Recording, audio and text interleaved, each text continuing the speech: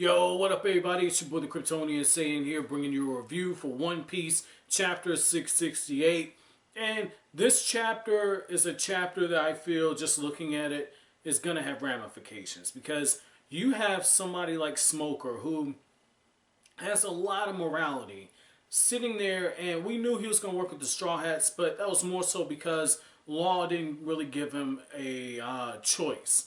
You know, basically Tashigi and Smoker is like, hey, you got to do what Law says. You know, he basically cucked you. However, you see Smoker have this one moment where he looks at Tashigi and he says, look, I'll handle Vergo, but you need to see the rest of our men and those brats off. You need to get those kids off of this island. And Tashigi, she does the right thing. She's saying, hey, let me come with you. If he's as powerful as we think he is, you're going to need all the help you can get. And you just see this really awesome shot where, excuse me, you see the back of Smoker's jacket and he's looking forward and Tashigi's looking at his back. And so it shows just how big the gap is between Tashigi and Smoker, because even though she's gotten promoted, Smoker's still a step ahead of her. The older generation is still looking out for the younger generation. So much symbolism in that one panel. But you see Smoker and he tells her, if you don't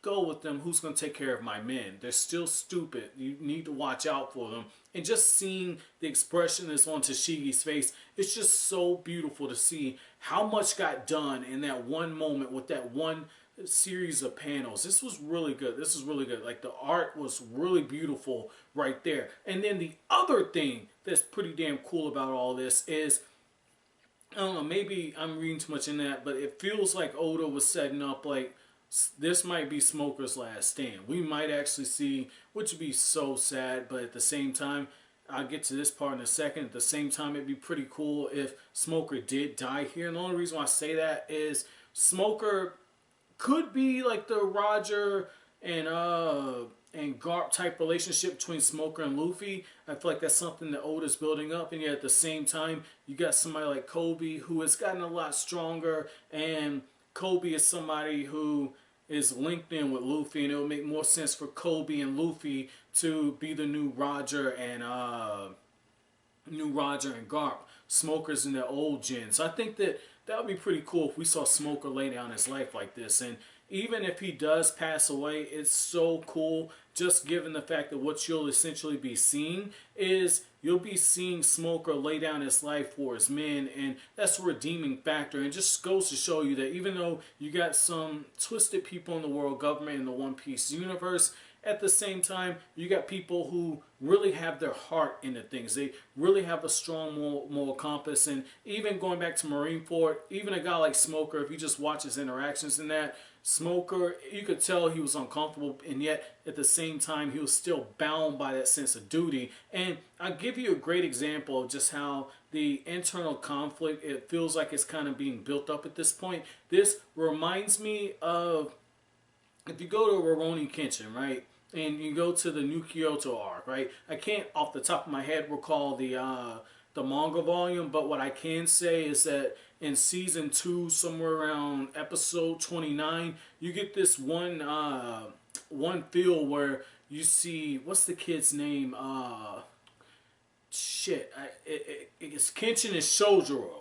You see those two fighting, and one of the things you see during that is you see Shojuro is starting to change through those interactions, and you see him getting to that point where he's starting to break, and it becomes to a point where you see him getting telegraphed. I'm not saying that's necessarily with Smoker where you see him breaking, but you do see him kind of resigning himself to the fate of his situation. And just like with what the author Rurouni Kenshin did, you also see Oda doing the same thing, where just through the small interactions and just through the small decisions that he's making, you're seeing a change in his character. So I thought that was pretty interesting that, you know, Oda went this route. Now, the other thing, and speaking of swordsmen, the other thing about this is I found it interesting that after Usopp, you know, tells Zoro what happened with Luffy, one of the things he tells Luffy is, hey, from here on out, the new world starts. Take things seriously. And Zoro's just drawn with this super intense look on his face as he says that. And just looking at that, that reminds me again of like the whole Captain Usopp thing. Like when Usopp would make those declarations, the intensity was there on his face. He has this goofy looking face, so it's so hard for you to take him seriously. It's just like if, you know, somebody told you, you know, like, hey man, this really lanky dude and just funny looking, you know, limbs are too long for his body, head too big, and somebody says this dude can jump out the gym and can drop 3-pointers like it's nothing, you have to see it to believe it. And it's the same thing. So going back then, you would never think Usopp would kind of challenge Luffy, and yet that's exactly what happened. And I feel like right here, that is something that Oda might be dabbling with again, because to have Zoro tell the captain of his crew, take this shit seriously, from here on out the new world starts, that's something that a captain would say. That's something that an alpha would say. And when it comes to Luffy, what you have to look at, like Usopp is like a beta male in a way. Like Usopp is somebody that kind of, you know, talks, you know, big bark and everything, but you get in his face, his nuts are going to shrivel up. And, you know, as Usopp's been around other alphas like Luffy and Sanji and Zoro, Usopp has kind of grown a set of balls, and you saw it, and that's why it kind of bubbled over. And every now and then before that, you saw him kind of dabble with the idea, kind of testing Luffy a little bit, and then shrinking back and never fully expressing himself until the camel broke and it was over the going merry. And so I say all that to say, Luffy, as far as his crew, hasn't really clashed with another alpha. And that's pretty telling. And look at the last page in this chapter. You see Zoro saying, this motherfucker did not take anything I said seriously. And it just shows you that right there, that's something. That's something. And given the fact that they're getting ready to take on a really serious mission, really serious, okay? Like, the Straw Hats have agreed to work with another pirate crew to take down one of the 4 emperors. And now they're going after Caesar. The Navy is there. The Straw Hats have just had guns kind of turned on them.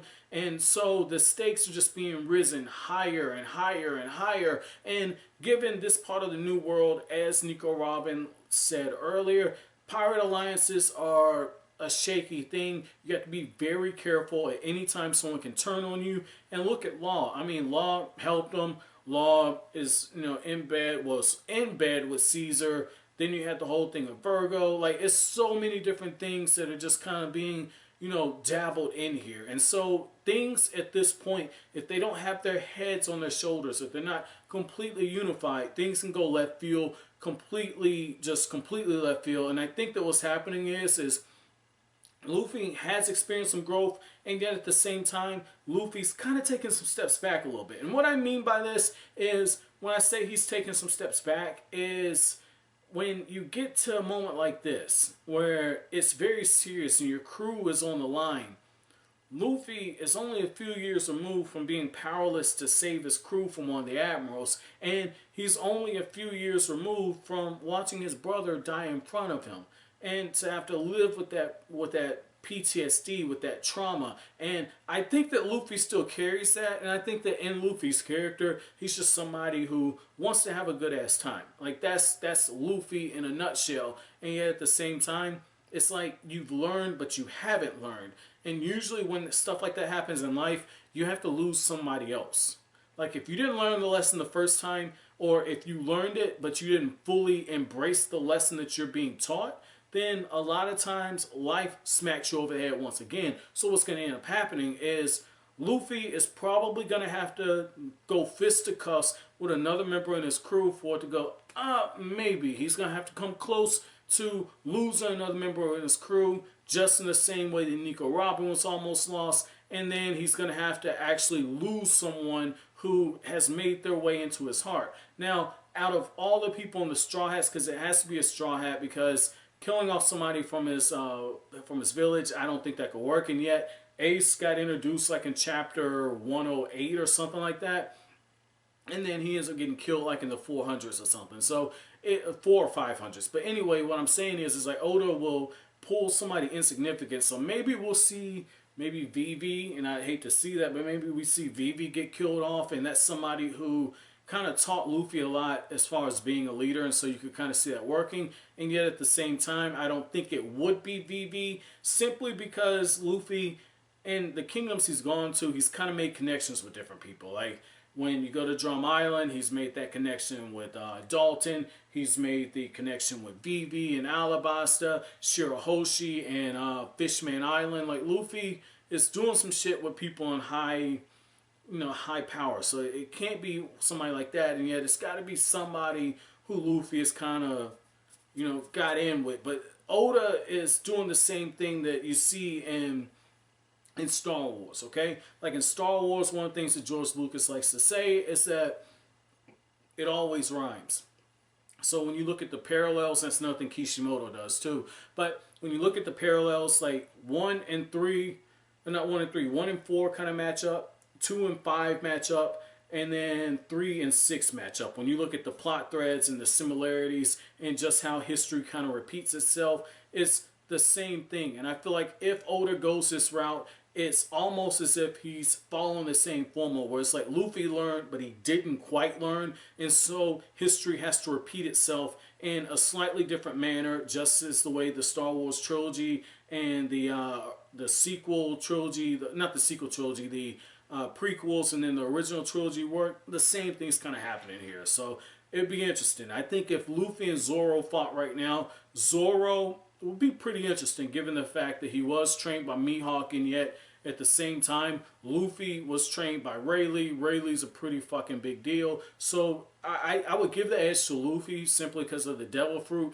and yet I don't think Zoro will go out like a bitch. So I want you guys to tell me down in the comment section at this point in the story, if Luffy and Zoro mix it up, who would win and what degree of difficulty? I think you got to put Zoro in the conversation, at least kind of mix it up with them, because Luffy's devil fruit, the sword, pointing objects. I think Zoro's got a chance, but again, I give the edge to Luffy. So, jumping all the way back into this chapter, because we got a little off track here. So, a little off track at the same time, it's still on track, because it's talking about the shit that's happened in the chapter. But getting back, fully invested in this chapter, the other thing that kind of stood out is the fact that after Brook, uses that ability is to kind of have his soul go out and kind of look at everything. I was cracking up because this dude's just like, yeah, it looks like the land of the dead. Oh, that's pretty damn creepy. And everybody's like, no, you creep us out. And I thought it was so cool when you had Brook, when after all that goes on, you got Zoro looking at Brook, and he's like, yeah, that's a pretty good situation we got ourselves in. Everybody's like, no, you idiot. You're the reason why we almost got fucked up. You guys let all this poison gas in, and we sealed up everything. And they say, man, these Straw Hat Pirates, they're crazier than the reports are. They say, fuck this shit. We need to arrest their ass. And that's when you just get this moment where, to go back to like the Boys in the Hoods movie, right? So this is like the early 90s, somewhere around there, right? Like, this is that moment when Ricky's running and they got the shotgun out, and it's like, oh, they about to pop his ass, okay? At this point, the Straw Hats are looking like, do you really want to fuck with us right now?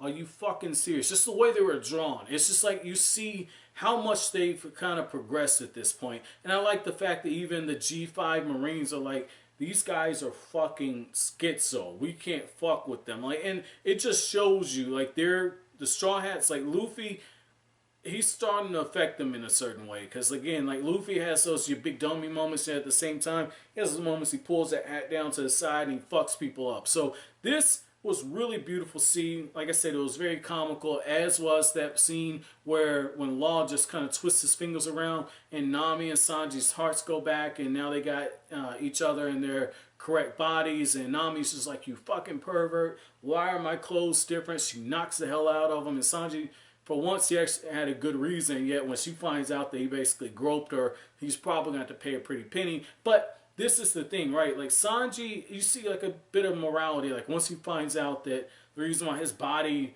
was so fucked up is because Nami got the shit beat out of her, or not necessarily the shit beat out of her, but she got knocked around while inside Sanji's body. Sanji's just like, oh, well, I'm just glad it was my body. And Usopp No, very, very beautiful chemistry. I just like seeing these interactions between the different Straw Hats. I mean, that's one of the things that really makes my day, and yet at the same time, I'm reading this shit volume by volume. You guys, if you read this like on a weekly basis, a chapter like this may or may not grab your fancy. I particularly like it, and yet it wasn't a very action-heavy chapter. So my chapter question to you guys is going to be what I stated earlier. In a fight between Zoro and a fight between Luffy at this point in the series, who would win, what degree of difficulty, and what would it take for the loser to actually beat the winner? But as always, guys, if you like anything I had to say, don't forget to comment, rate, subscribe, and share. Thank you so much for watching the end of the video.